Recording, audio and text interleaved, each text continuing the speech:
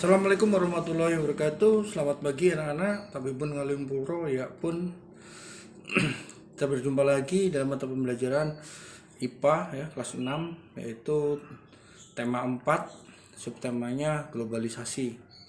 Nah, selamat pagi anak-anak. Nah, sebelum kita mengikuti pelajaran IPA dan bahasa pada pagi ini, yaitu subtema IPA dan bahasa, marilah kita berdoa menurut agama masing-masing di rumah masing-masing.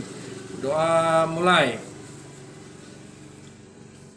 Ya, terima kasih anak-anak. Ya, tema pelajaran kemarin tema 4 globalisasi, yaitu bela diri asli Indonesia, yaitu silat.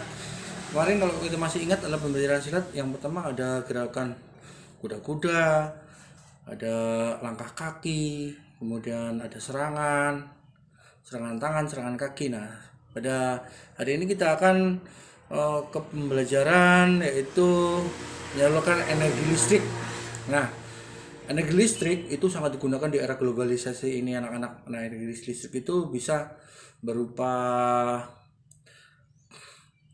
dari alam, bisa dari angin, dari uap air, ataupun dari air. Nah, anak-anak silakan amati gambar yang ada pada samping saya ini. Itu ada rumah yang keluar asap. Nah, itu berarti di situ ada pembakarannya dari gambar mobil, apa itu namanya, mobil Fuso yang membawa bahan bakar batu bara ya. Itu air godok jadi uap, kemudian mendorong turbin kemudian menghasilkan energi listrik. Nah, contohnya PLTA yang ada di Lampung, umpama Batu Tegi ya, seperti yang ada di background saya ini adalah Batu Tegi asli dari Kota Agung anak-anak. Nah, selain energi listrik dihasilkan dari pusat pembangkit listrik tersebut kemudian dimainkan ke tegangannya oleh transformator. Menaikkan tenaga ini hingga 500 kV baru kemudian disalurkan lagi ke berbagai tempat penggunaan sistem transformasi yang dinamakan saluran udara tenaga ekstra tinggi atau SUTET, itu listrik yang tinggi-tinggi ya. Kalian bisa lihat ini pada gambar di samping.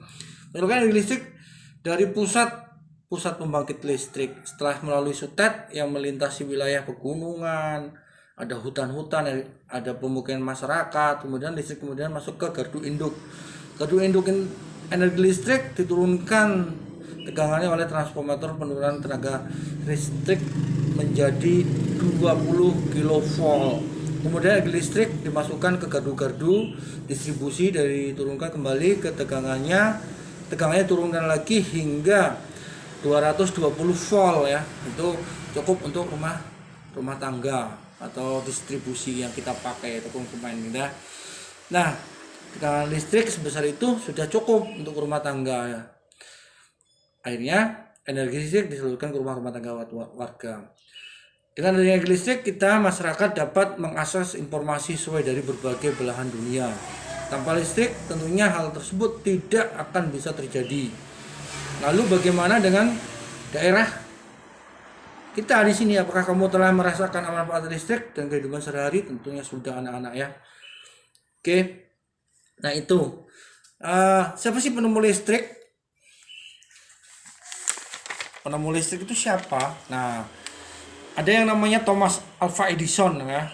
Thomas Alva Edison.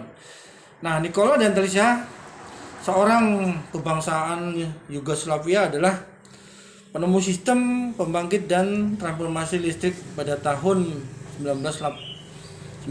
Sejak kecil, Nikola memiliki rasa ingin tahu yang sangat besar tentang berbagai hal. Sangat menyukai manfaat dan matematika dan fisika. Ia pernah bekerja sama dengan Thomas Alva Edison dan merancang 20 jenis dinamo. Setelah Michael Faraday menemukan energi listrik, Nikola mengumumkan penemuan tersebut dengan membangun pembangkit listrik tenaga air pertama di dunia. Yaitu PLTA tersebut dengan memanfaatkan air terjun Niagara di Amerika. Maka sejak itu listrik pun menerangi dunia hingga sekarang ini anak-anak.